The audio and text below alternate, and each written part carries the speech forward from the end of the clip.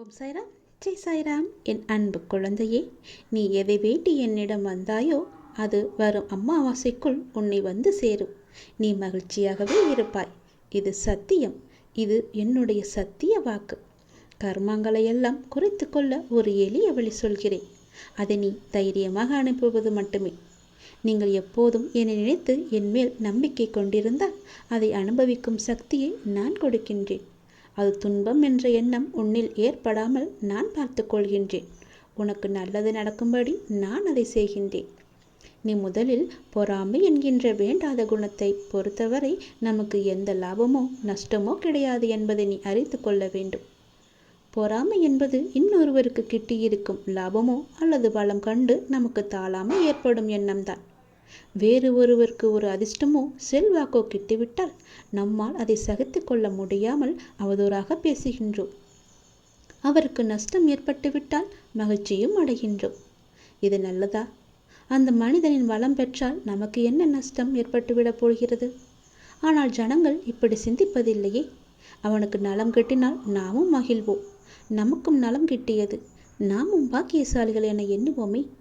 அதே நலம் நாமும் பெறுவோம். பெறுவதற்கு முயற்சி செய்து கொண்டே இருப்போம். அதுவே நமது விருப்பமும் தீர்மானமாக இருக்கும் வரை அந்த லட்சியத்தை எளிதாகவே அடைந்து விடலாம். நம்மிடமிருந்து அவன் எதையும் எடுத்து செல்லவில்லையே, ஒன்றும் கிடையாதே.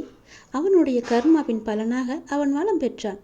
அப்படி இருக்க அதை கண்டு நாம் ஏன் பொறாமைப்பட வேண்டும்? ஆகவே முதலில் பொறாமையை வென்று விட வேண்டும். அதை தூக்கி எறிந்து விடு. உனக்கு நெய்ய வேண்டியதை நான் செய்கிறேன். உன் வாழ்வின் அடுத்த கட்டம் இந்த நொடி முதல் ஆரம்பமாகிவிட்டது. அமாவாசைக்கு பிறகு உனக்கு எல்லாமே நல்லதாகவே நடக்கும்.